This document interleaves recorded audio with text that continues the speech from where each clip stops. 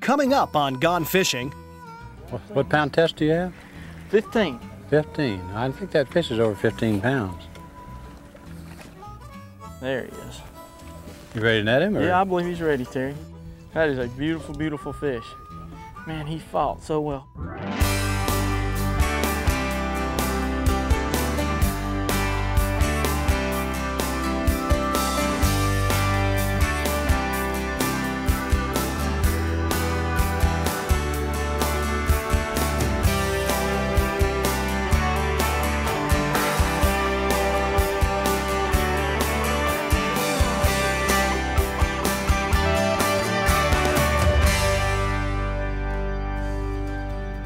Hi, I'm Captain Mack Farr. Welcome to Gone Fishing. Today I'm at Amelia Island.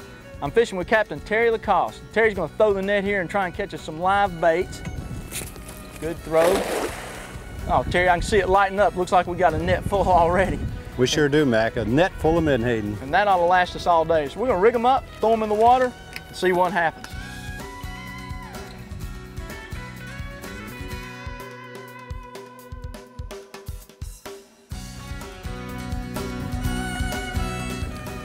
Can you take those up to Lake Lanier and catch the striper with them? I bet you could. You know what, Terry? I bet you they'd love those I baits. just about promised you the striper would eat that alive. Yeah.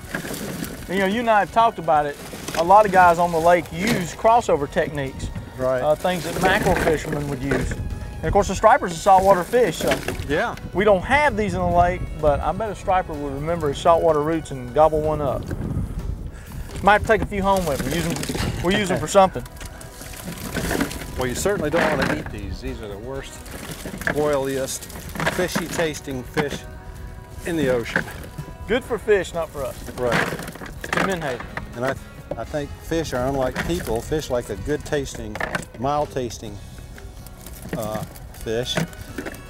But fish, the worse they taste, the better they like them. That's you know, they're greasy, oily, fishy. Exact opposite of what we like. Just the opposite. Now you're going to throw some of the bigger ones, some of the better yep. looking ones. We'll put about 30, count about 30 and put them in the live well. Okay. Live ones. There's a pretty one. Oh, there's a nice big one there. Yeah, our terminal rigging today is pretty simple. This is what Terry calls a breakaway sinker rig. It's for bottom fishing, sharks, tarpon, redfish, basically for live bait fishing on the bottom. And Terry, why don't you explain the components there and how to rig it? Well, first of all, we have a 40-pound test and the pink fishing line. That's my favorite for tarpon and red fishing. And what I do is I put a couple beads on the either side of a 50-pound black barrel swivel, as you can see. And then I've got some rigging wire that I double up and put on a bank sinker. And that allows it to break away, like you say, Mac. When a tarpon jumps, he'll shake his head so hard that it'll break the sinker away. You just wrap that a couple of times and then trim off the excess rigging wire. Next we've got a 100-pound, probably 5 to 6 feet, 100-pound mono leader. And then we use a 10-aught Eagle Claw laser sharp circle hook. Now the circle hook, we got to explain this. This is different than a standard hook because you can't set the hook with a circle hook. And if you do, you're going to miss almost every fish. So Terry, what happens? You get a bite, you just let the fish load it up and basically start cranking. Exactly.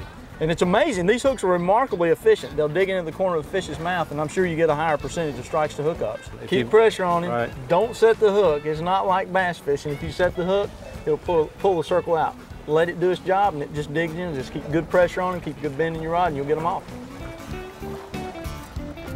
What we've done here, we've got a spread of dead baits out, some live baits, and we're looking for a big redfish.